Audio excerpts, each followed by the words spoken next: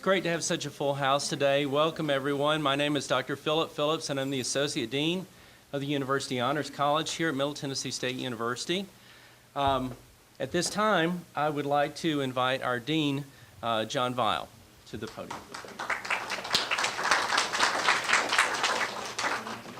It's a pleasure to be here today. As many of you know, we were expecting Paul Ironclad, who heads the Director of Housing there at the Lakota Reservation. He was unable to come today because of health reasons, but many of you will remember when Sarah Bell gave a little talk to us. She told us about her friend Pinky Clifford, and Pinky is going to be here in place of Mr. Ironclad to tell us about the reservation, and I'm going to ask Sarah if she go ahead and step forward and make a brief introduction. So let's welcome Sarah.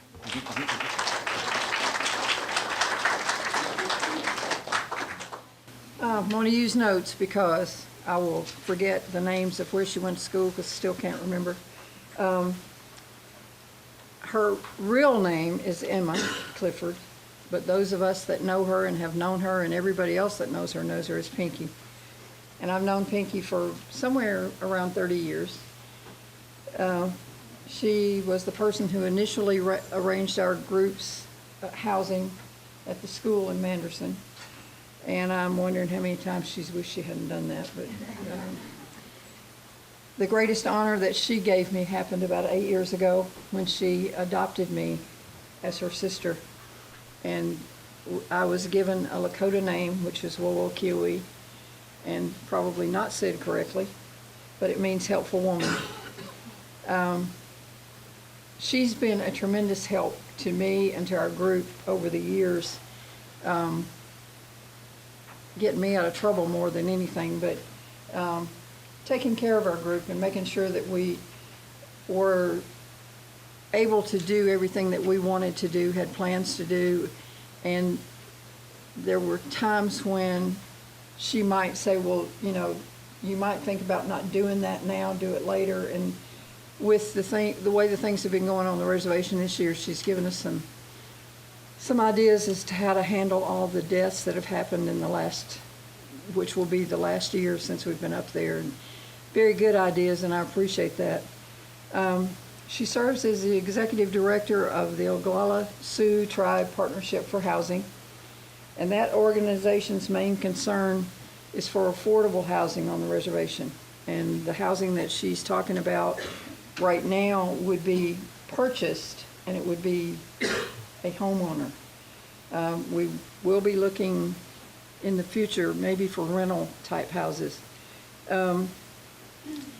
She's also a business owner. She owns a small grocery store in our little town of Manderson, and I think maybe it might be more called a 7-Eleven type thing here because it's very small, but she has everything that you need. I mean, if she doesn't have it, you didn't need it to begin with. She serves on the board of the National Low Income Housing Coalition in Washington, D.C. She's lobbied many hours in Washington for more housing on the reservation. And she now serves on the housing board with Paul Ironclad, who, as John said, is not here today. She attended the Institute of American Indian Art in Santa Fe, New Mexico, and she's been featured in magazines, the last of which was Rural Voices, and that was in 2014. And she's spoken on national radio programs, and there is a radio station on the reservation called Keeley, and she's been on there many, many times. So now I would like to introduce you to my good friend and my sister, Pinky Clifford.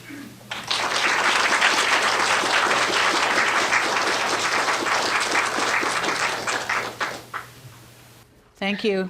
Can you hear me? I'm wired. That's so. God, now I know. It is a pleasure to be here. And originally, Sarah had said, "What's your schedule like in April?" Well, our schedule changes, so you know that we went ahead and made the commitment, and I was to accompany Mr. Ironclad on this trip. And a week ago, then was told, he can't make it, so can you? And we were scurrying around trying to get things together and put a PowerPoint together, figure out what I could say, and even as of last week when we had a board meeting, Sarah is on my board, she's one of my bosses.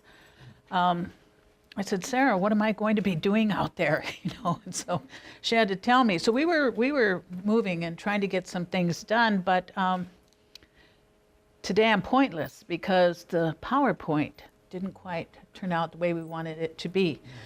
And I had Susan helping me and doing a lot of things. So I hope that I can still convey, without all of the pictures that I wanted to share, what housing conditions are like at Pine Ridge and what we need to do to change it. Mr. Ironclad, when I talked to him, and you have this picture of him when we went to Washington, D.C. with a house that we actually took apart and took to Washington, D.C. to let the country know about the housing conditions at Pine Ridge, said, be sure and tell them, about the housing conditions, but thank those that have been coming to Pine Ridge and serving. He said, thank them from the bottom of my heart. He said, I wish I could be there, but I can't. I know he's here in spirit. And I know he would open by saying, in our culture, we shake hands to acknowledge the presence of other people in the room. And you may not often even say anything, but by that handshake, you're acknowledging the presence out of respect. And I did shake hands with some of you, and for the others, I extend a warm handshake. And Mr. Ironclad would have said the same. So with that, I'll start. I have been involved in housing, and my talk today is about housing on the reservation and the conditions. Now, I forgot our guest. We have a gentleman here, Edmund Widow, who is from the Cheyenne River reservation near us, who lives in Murfreesboro. He's been living here for the last 8 years. Lakota, so it's nice to have him here. His brother or father? His father is on the tribal council, and I will call him when I get back. And their tribe is also part of our consortium where we work together when we lobby on housing issues. We work with a lady named Sharon Vogel at Cheyenne River, a very good friend of ours. So I wanted to acknowledge him. But before you had the class, it's my understanding that you were given links or to YouTube where you could look at pieces on Pine Ridge. Now, if a show of hands, if you could tell me, if you raise your hand, how many of you have been to Pine Ridge? How many of you have looked at links to Pine Ridge? How many of you have ever heard about Pine Ridge, in one sense or another through other people that you know without going there? Oftentimes when you hear that word, then you will hear people that will think of things that are distressing, depressing, oppressing, suppressing. And if you want to go anywhere in the world, you can look and find places like that very easily. You can look and find it here. I read something about the bottoms, or what the bottoms used to be sometime back in history here in Murfreesboro. And so you can find those underserved areas. You can seek out those problems. And in all of my work and living at Pine Ridge, born there, an enrolled tribal member, I've just grown to think that you can either look at a cup that's half empty or you can look at the cup that's half full. And I choose to be the person that says half full, and always, every day, have a spirit of hope. Now, when you work in housing and you're serving underserved, no matter where you are in the country, it's a tough job. When you look at funding and the way our country is today with budget cuts, there's never enough. And so when I talk about looking at the cup and hope, it's hoped that we can always look for partnerships and ideas to change situations so that the housing conditions at Pine Ridge will improve. Our reservation is 40 by 100 miles. That's a large area. And for those who have been here, my commute to work is 30 miles.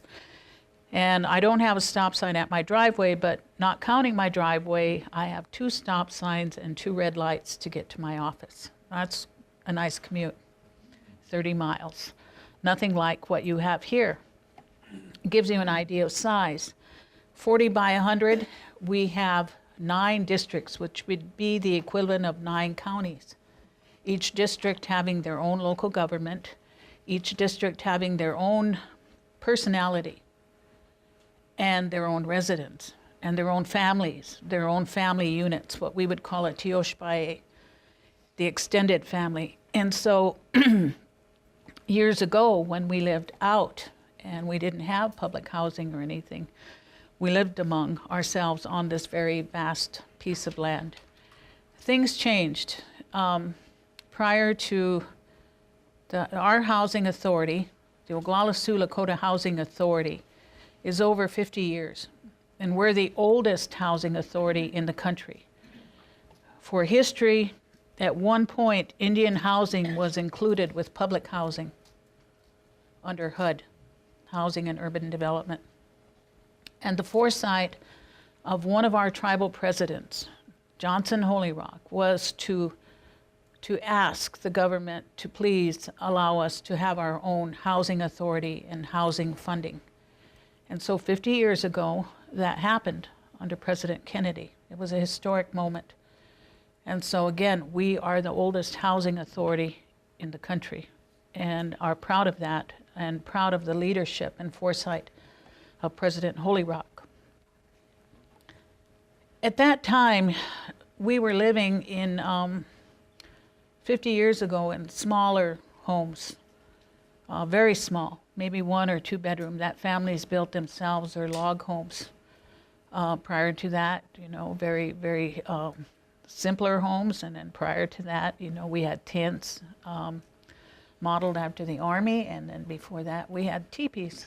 But when people saw that Indian housing was going to bring new housing to the reservation, new homes in developments scattered throughout. And for those who have visited Pine Ridge, you see these villages that we have. We call them cluster housing. And people who lived out in the districts, out in the country, wanted to move to those areas. They wanted to live in these new homes out of the smaller homes. And so they did. And through 50 years, you've seen 3 and 4 generations of people that have lived in these homes, leaving the country homes. Now there's a reverse. Because of severe overcrowding, our population is probably the same, a little more than the population of the students here on your university campus, 26,000. We're a little over that. Our count is always a little up in the air, but severe overcrowding. When we don't have enough units, we have about 2,000 rental units. So when you think of that equation and numerous trailers that are not up to par, you have 3 and 4 families living in a 3-bedroom home, using the basement and every other piece of space that they can for living space. It creates a lot of problems, a lot of issues that come with overcrowding. Children can't learn. You're not getting enough rest. People argue about food storage or won't eat my food. People argue about whose turn is it to pay the light bill? Whose turn is it to pay for propane? Whose turn is it to buy the food? Oftentimes in these overcrowded homes, you may have one individual working and others not, which means, again, that the money has to stretch and, again, creates issues. So you have things that come from it. You have people who drink. You have people who smoke, and not just cigarettes. You may have people that will bully. You may have people that fight. We acknowledge that we have issues with gangs and we have issues with drugs. And so all of this creates a certain amount of tension in the neighborhood. I own a business in a neighborhood, community of Manderson, and really began working in housing 30-some years ago when I opened it. I went into that area thinking that this would be the spot for me to make some money because we had all these kids there in all these homes. And it didn't take me long to realize that a lot of the problems of the customers that were coming in to see me or to buy from me were really problems that dealt with overcrowding, the fighting. And when you'd see families start fighting, then you realized, that usually at the bottom of it was kids, when the parents started taking up for kids, and then it just started escalating. And crime, crime where you have serious crimes taking place and people get punished, and that further, I think it compounds the problem because you have people who are living so close together who can't forgive because of things that have happened to a member of their family or a friend in that community, and there's nowhere else to go. There's nowhere else for somebody else to move to.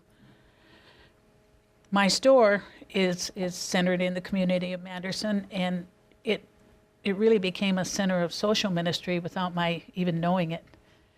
And it was kind of nurtured along with the faith and community-based people who would come in and need something, and then I would work with them. And then we would start working on other issues and sharing ideas and sharing concerns and looking at how we could help in a community where there's overcrowding. When you look at coming in from an area like this and you're serving and you begin first, your first impression is, questions, questions, questions. We have all this land out there. Why aren't you building? You have all this land. Why don't you put houses here, here, here, here, here? That doesn't happen if you don't have infrastructure, because those of you who have been out know that our roads have certain corridors, which means that all the houses are built along the road because we want to save costs with water, we want to save costs with electricity, and we want to have a shorter road because when it snows and gets muddy and it rains and the tribe doesn't have the capability to come and pull us all out of a ditch, we have to have a means to get to the highway, to either get to school, to get to work, to get to the hospital, to get food, or to call the police. So infrastructure is an area of concern, a deep need there. If we were able to even have a group come in this summer, if Sarah Bell said that she wanted to come and build a rental unit, it would take us about 6 to 9 months to figure out how we would find and access land, get a lease, who would pay for the infrastructure, who would pay for the water, how are we going to bring that power in, are we going to have easements to come over all these other things, because it becomes very technical. We have a reservation that's 40 by 100, owned by the tribe, owned by individuals like myself, and owned by non-Indians who have purchased land on the reservation. So we have to pay close attention to the rights of each of those people. Oversight is with the tribe. The tribe controls the leases. They grant the leases. We don't have zoning yet. There will come a time when we will. But zoning means that, to us, means, that we don't have enough business there yet to know where you can go and plop a business down, or if you're going to go into a range unit. Now, when I talk about range unit, I'm talking about cattle. When you come to Pine Ridge, you're going to say, well, they have all this land. Why don't they do something with it? Why don't the Indians want to do something with it? They have all this land. Well, there were other people who realized, the value of the land, and some of it is not now in Indian hands. And so we have very large cattle producers who run cattle and lease land from the tribe, which is an income-producing deal for the tribe. And so the tribe always likes to say, well, we need to keep that range unit because that's a good range unit. and we get a good income off of it. So when you're working in housing and housing development and you're looking for sites and you say, can we go into that range unit or can we go into farm pasture, you can find out very quickly that it can be a difficult sell, saying we want to put homes when the home site lease, $35 a year, is not nearly what they might get through a farm pasture lease. So infrastructure, legal issues, obtaining leases. Many of our tribal members own land, and many of our tribal members do not. So we have land that is fractionated, and the government, who is our oversight, who is our guardian, the Bureau of Indian Affairs, has to monitor all of our activities with land, and it can get very complicated. When land is inherited, just to give you an example, there are 4 in my family. I have 3 siblings. When my parents died, the land was left to us. Okay, so it goes 4 ways. 2,000 acres, what's that, 500 acres per person. But you don't get it individually. It's held jointly, the way that it was willed to us. So my siblings and I, then we control 2,000 acres.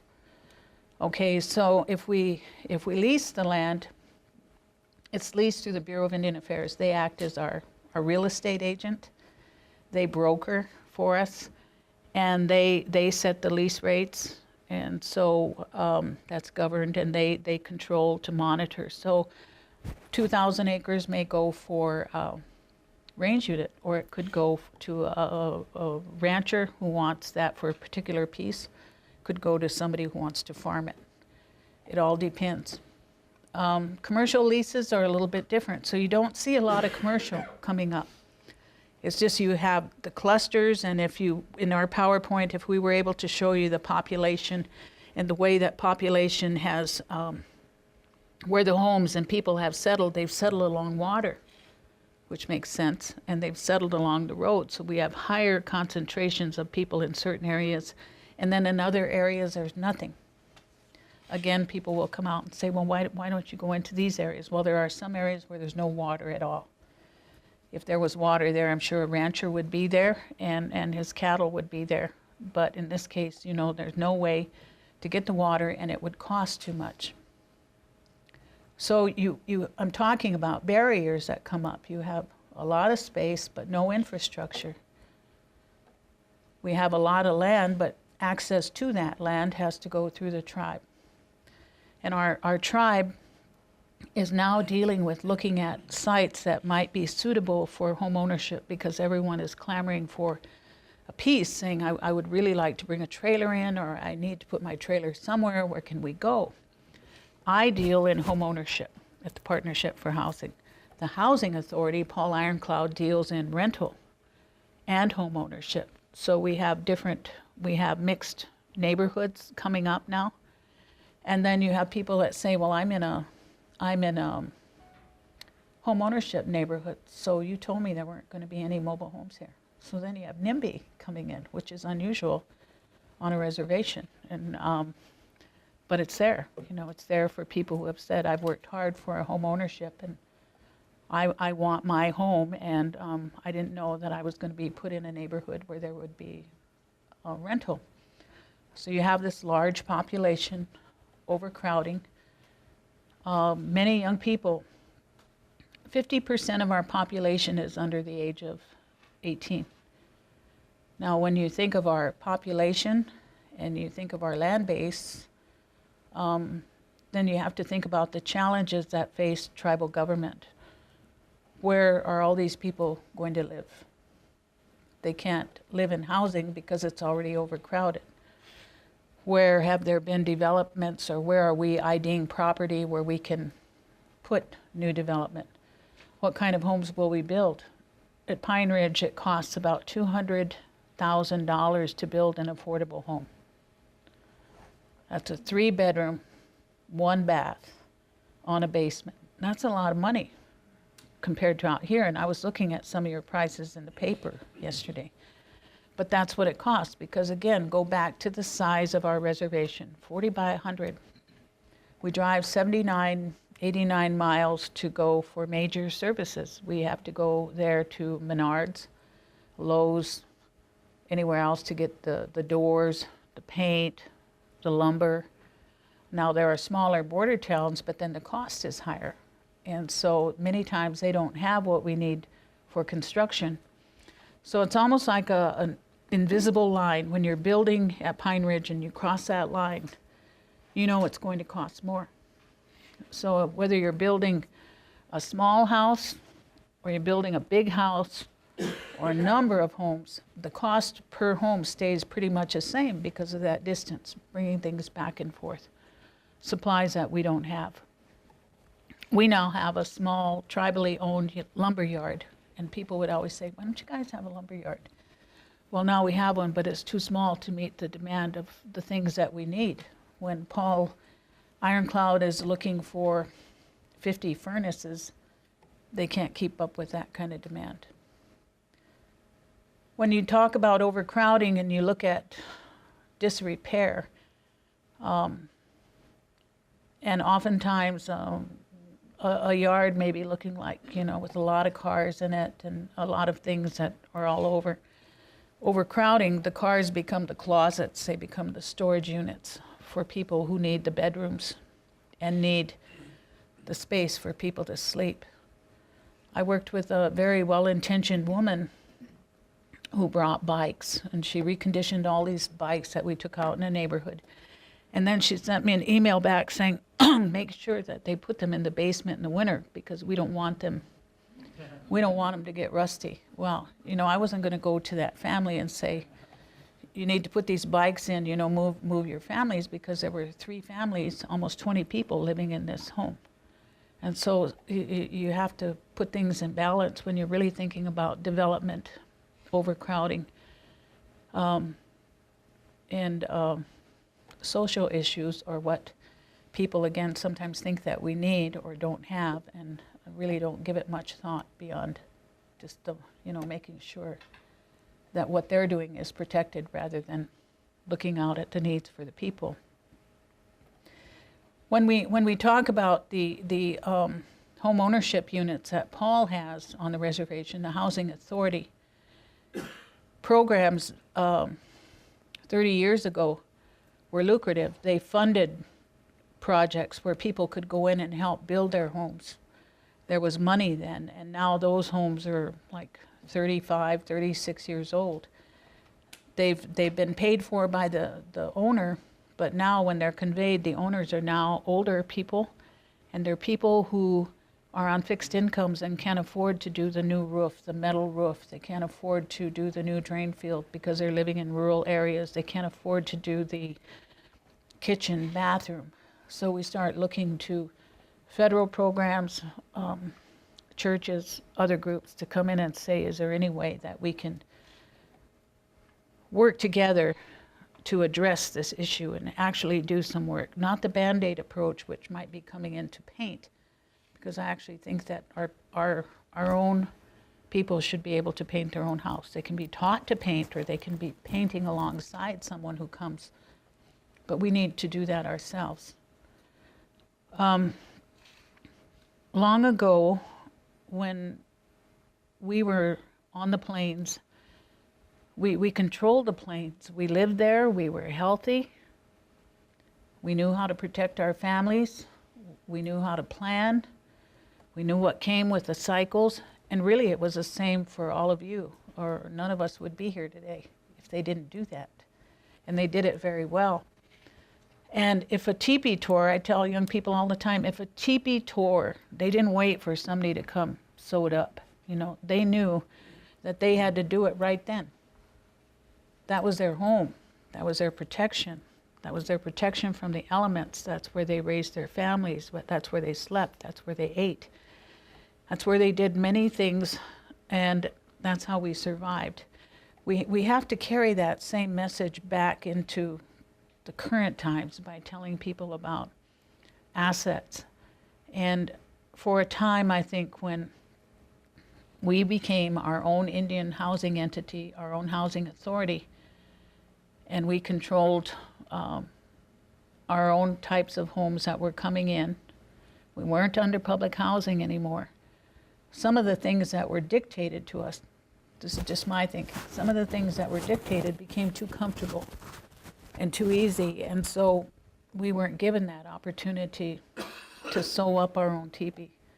We weren't given that opportunity to decorate our own teepee because the government picked the color, or they picked the design, and decided where they were going to be. I think that with housing and the huge challenges that we face, it could create a tremendous economic impact if we had a plan. The plan would be it would take a very concerted effort of the tribe, the government, state government, community, faith-based groups, individuals, foundations, donors, to come together and figure out how we could bring safe, affordable housing to Pine Ridge. With it would come many offshoots. Number one would be what? Anybody? What? Jobs. But even before that, we'd have to prepare. We'd need federal programs, we'd need some faith community based, we'd need grant money, Department of Labor, to get people ready to work. We'd have to develop a workforce. And we'd have to know what kind of workforce we would need. It's very hard to get an electrician at home. It's very hard to get a plumber. We don't have a lot of them.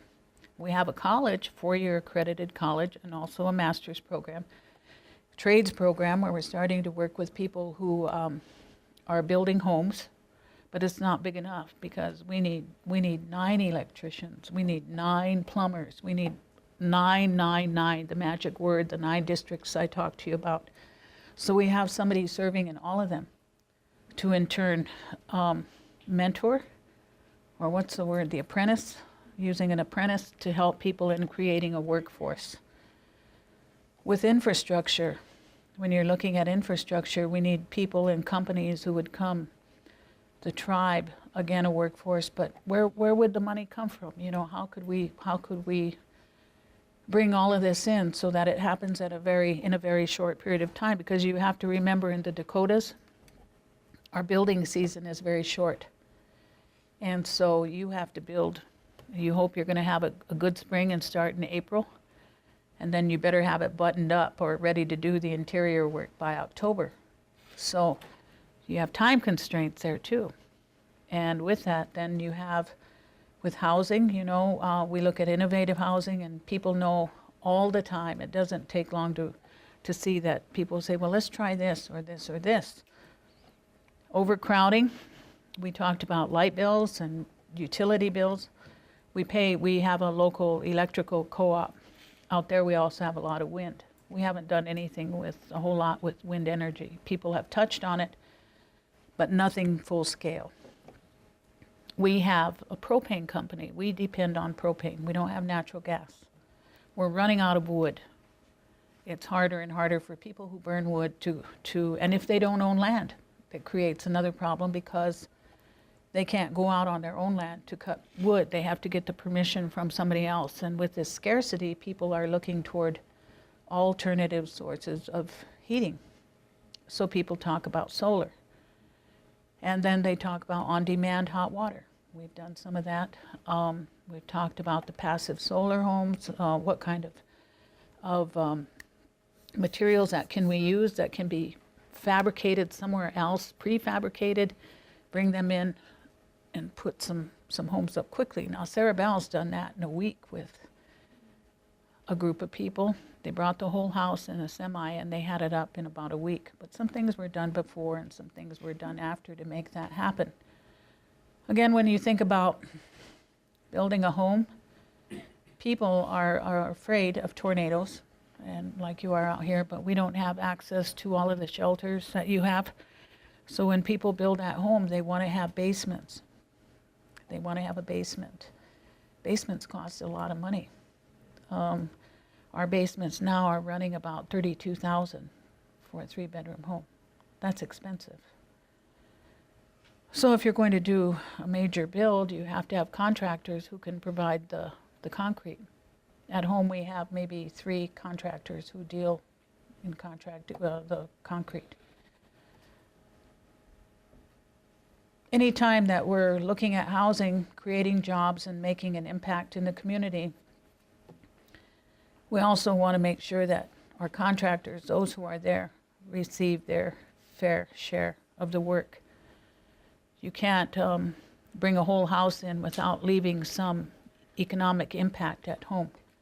And the faith and community-based, when they come in to do rehab work, leave a considerable amount of money in the community because they're having to eat there, they're having to buy their souvenirs, but they are going into neighboring towns where they're buying the supplies. We need to start supplying some of those things at home so they're not going into the bigger cities and leaving the money there when we could have the jobs and make an impact on the reservation. Funding levels for the housing authority. When people say we want to build, we need new homes, the people need new homes. We've got to get out of this overcrowded condition. What do? Well, with the federal government, our funding level for Indian housing has remained the same for the last 6 years. So when you think of inflation, you think of our young growing population and the funding level remaining the same, the units that we have needing more and more repair, the formula doesn't seem quite right. And when we talk about our count, our census, our numbers have always been a little bit off with the American Community Survey, the U.S. Census, however they count. It's always been a little different for us in Indian country. And now we're asking Washington to let us count ourselves. We know how to count who we've got. Give us the opportunity to do that. When we talk about overcrowding and you talk about the social issues that come with it, we have our own police force, our own tribal courts, and certain crimes are taken care of by the federal courts. But when overcrowding occurs and you have the fights and you have these things, it taxes our policing system because we only have a certain number of police officers who are covering this vast amount of area. And so we keep asking for safe communities. We want our people to be safe. We don't want to have them sleep in fear or worry about somebody breaking into a home or worry about a child having their candy taken from them when they're walking from school. So you still are looking for this balance in the community. When you have schools in the neighborhood, you want to work with the schools. You want to work with them, again, to see what programs they might offer so that they can help residents and homeowners become stronger residents and homeowners knowing that they have an asset. When we stopped building our own homes, and up until maybe the last 10 years, with the Partnership for Housing, where we started working with people toward obtaining a standard mortgage, it was creating assets for people, assets that we really didn't know we had because people weren't treating homes like assets when they were provided by somebody else. And so with asset creation, I think that a community can become stronger with people buying in. I think that even when people are renting, teaching them to be responsible tenants makes a big difference. I think that when you have people who don't get along, I think that you can work with them to begin getting along, because if you want to have a good neighbor, you have to be one. And you have to have programs that encourage people to get along, programs that teach people that this is our neighborhood. This neighborhood doesn't belong to the housing authority. This neighborhood doesn't belong to Pinky. This neighborhood is ours. This is where we live. This is the way that we want to live. We're now exploring ways to look at home organizations or neighborhood associations. But we don't want to look at the traditional way, like in a non-Indian neighborhood. We're trying to look at our own cultural background, our cultural beliefs, and see what we can take from those? How do we promote leadership in communities to stop some of the crime, to stop fighting, to encourage people to do things that are good and do things in a good way? And so if we can work on a neighborhood association, we don't want to have a list of covenants that makes it almost impossible for them to live the way that they want to live, but we want to rely heavily on our culture and look at our values to see what we can develop and create neighborhood associations. We're just at the beginning of this now, and we're not sure how we're going to do it. But as we move forward to ease overcrowding, we're hoping that these will be key points when we work with young people. We have a wonderful opportunity at Pine Ridge to work with all these young people, people who have hope, and people who want to go to school, people who have the right to go to school. And I think that with looking at housing today, what we can do, we can look at numbers, and we can look at our 1,400 rental units that all need repair. And I think that we can start looking at some of the creative ways through ideas from people like you, saying, could we do this? Could we do that? Is one entity going to do it all? No. Not any one entity can do it all. Have you all heard of the woman who lived in the shoe? And she had so many children, she didn't know what to do? Why, I think of our tribe like that. I think that our tribe, our tribal government, we have a very strong government, and it's our government, and it's the government that serves us and represents us, and we owe our allegiance to that government. But it's limited with the amount of funding that comes in. With so many children, the tribe has too many children. So we have to rely on other outside sources, resources to come and help take care of the children. And by that I mean looking at ways to ease overcrowding, creating jobs, giving people hope, work ethics. And is it going to be anything new to us? I don't think so. I think it's what was in us. I think it's inside of us. I think that we just have to have the right opportunity to bring it out and to I guess, reinforce the inner strength that we have. For those of you who visit Indian country, a lot of people will think that, most tribes have casinos and that they're all very wealthy. Well, we have a casino, but we're not wealthy. Our casino is marginal. We don't make enough money for it to pass out huge dividends to us every year, although there are tribes that have that, and I think that's good. I'm not here to criticize any of that. I'm here to say that not all tribes have that benefit. And so we can't count on those extra resources. We look for ways where we can, again, work together to figure out how we can start. What would be the best place to start? Do we start with 1? Do we start with 5? Do we go into one district? Do we work with young people?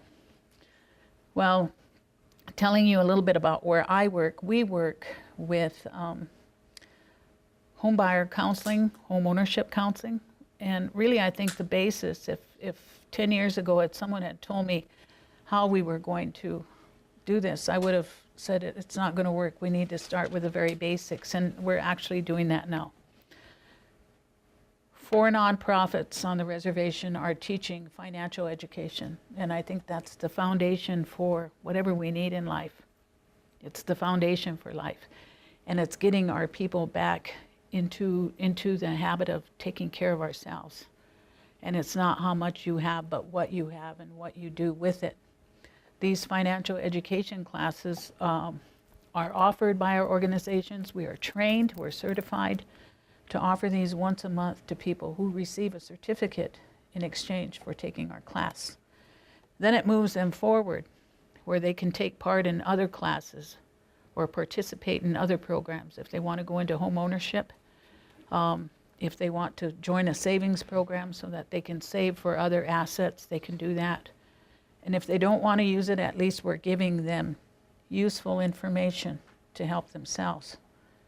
So it doesn't mean that we're just sitting back watching all this happen and mount up and thinking, we're never going to be able to do anything. I think that we are. I think that we are with these educational classes. I think every time that we have a person who buys a home and knows that it's theirs, know that they're working for it, they know what down payment closing costs are, they know what equity means, they know what insurance means, they know what an appraisal means. We're empowering people. Our organization has assisted over 100 families at Pine Ridge in achieving home ownership in the last 14 years now. Now, it doesn't seem like a lot to you, but to us it does. That's a tremendous achievement for a small nonprofit like ours.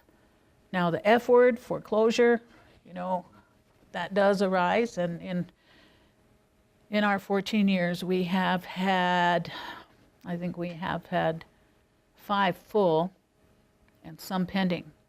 So we don't just sit back and allow that to happen either. We go in with foreclosure prevention classes, we go in with loss mitigation, and we do whatever we can to keep that family in that home. These are tools that we're arming people with now. Years back, we were armed with other things. The women, we had our knife for skinning and cutting. We had our awl case for sewing garments. And the men had their weapons. Nowadays, our weapons are a good credit report that we all know follows us wherever we go. And we know that we have to have a good, solid financial education for our young people to give them hope. These are pieces that I truly believe in. And we've now gotten to the point where the Housing Authority always had their own program. We had ours, another entity had theirs. Now we're all training from the same curriculum, which is geared toward Native Americans. There's a lot of tribal components to what we're teaching. And we're all going to the same training so we can cross-train with other organizations, which means now we're all on the same page. And we're all recognizing the same things. We're not saying that's your program, this is ours. We also know that we have a huge responsibility in Washington, that we have to let our story be told. And we have to let other people know. All too often, we would lobby our own congressional people and not think about other people who came from other areas who know about Pine Ridge. You have an opportunity to talk with your own people about the conditions that exist in Indian country, and making sure that there's adequate funding or through Congress, that it's authorized and budgeted for us, and looking at our unmet needs, really paying attention to our unmet needs. There are many people who have visited Pine Ridge, many people here who keep going back, and I think that there's a good, solid commitment, but it's understanding that with 2,000 units of rental, it's not enough for the 26,000 people we have. With all of the home ownership units, most of half of them needing repair, we have to think of other ways to help people either go get a rehab loan, figure out if you can use a small rehab loan to purchase materials and then ask a volunteer group to come and do the labor. How can we leverage? How can we make more things happen? Our housing authority is 50 years old, and I think it will go on and on and on. And Mr. Ironclad always says, as long as the grass shall grow, that the government has a responsibility, and they do. But we too, at the tribal level, have a responsibility to improve the quality of life and to find any way that we can to help make our tribe strong. I say over and over in my classes and presentations that our nation is only going to be as strong as we are as individuals. And that means that me, Pinky, needs to have a good credit report. Me, Pinky, needs to be a good neighbor. Me, Pinky, needs to be taking care of her home. Me, Pinky, needs to be a good citizen and to look out for other people within the tribe and to be generous and do what I can to make a difference. but it also means that you out there can make a difference too. So with that, I would like to thank you, and then if you have any questions, I'm here.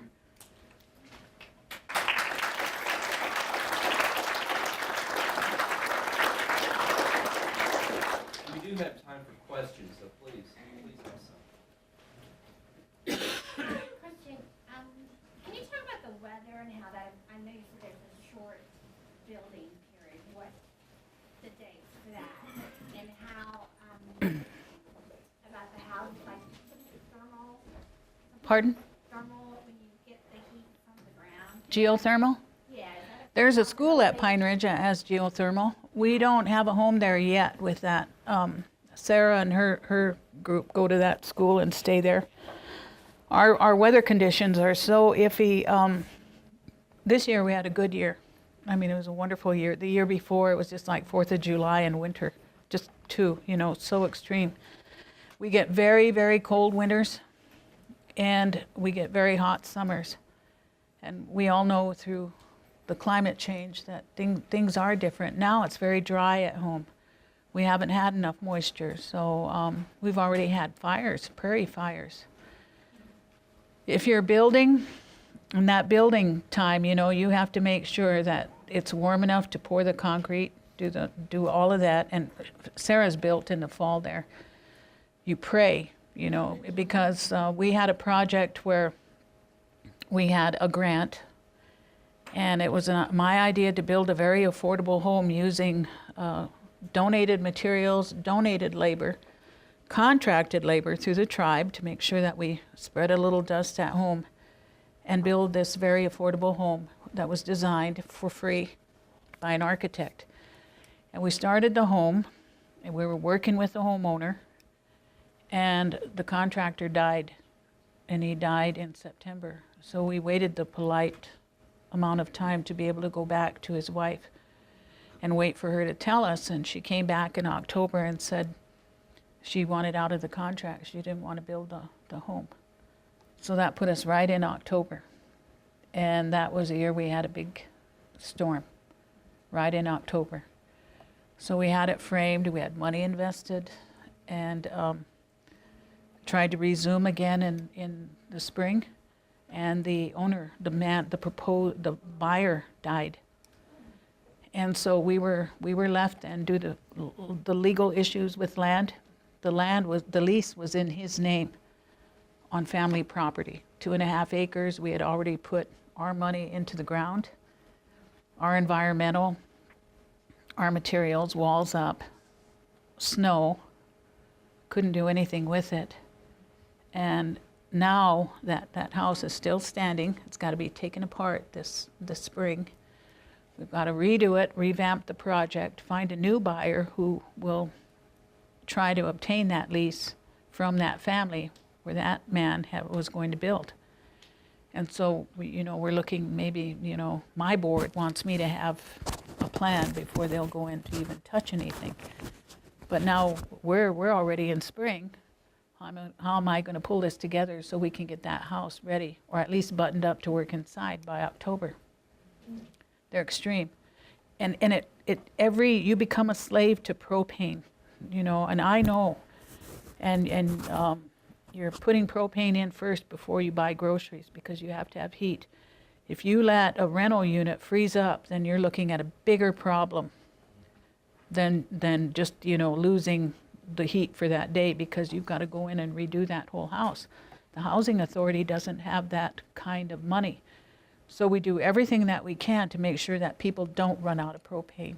And there are a lot of faith-based groups and individuals who have friends or have their own programs that we rely heavily on when the tribe runs out of money, like they are now. Yes?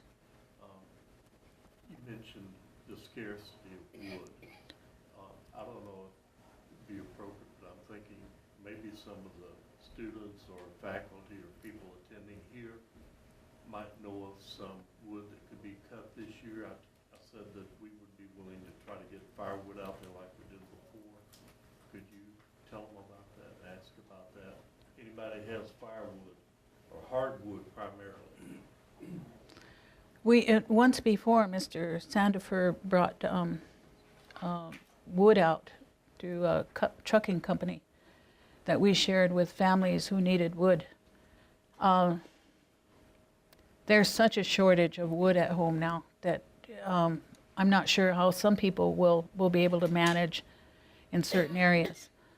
Insurance is also a big piece when you have a newer home, and a lot of people don't have insurance. A lot of people, we're underinsured or not insured, and that's another piece that we need to go into about asset protection.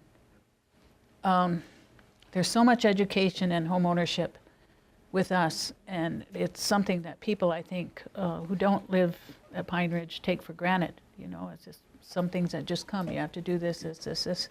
And if you've never owned a home, or someone else is taking care of the insurance, or it's just not been dealt with, then it becomes a new learning piece for everybody. Not insurmountable, but it's just a new piece that you have to educate people about. We have our own credit union. We have our own lending agency, tribal lending agency. We have a nonprofit. I recently left that board that deals with lending for micro businesses and large. We have our college. We have several faith-based groups that are on site year-round at Pine Ridge. So it doesn't mean that nothing's happening. People are all aware of the problem. And if you want to go on YouTube and you want to see vignettes or slices of life of people at Pine Ridge, you can do that. And you will see some things that are not good. But on the other hand, there's a whole lot happening that is good. And there are a whole lot of people who are committed to truly changing the face of Indian housing at Pine Ridge. But we can't do it alone. And that's the message that I want to get across today. It's always looking at funding, federal funding, always looking at private money, philanthropic, always looking at training. What's out there? What kind of curriculum is out there? What can help us? Always looking at food production. Where can we regain? How can you help us recapture the spirit of self-sufficiency? We don't want to be poor.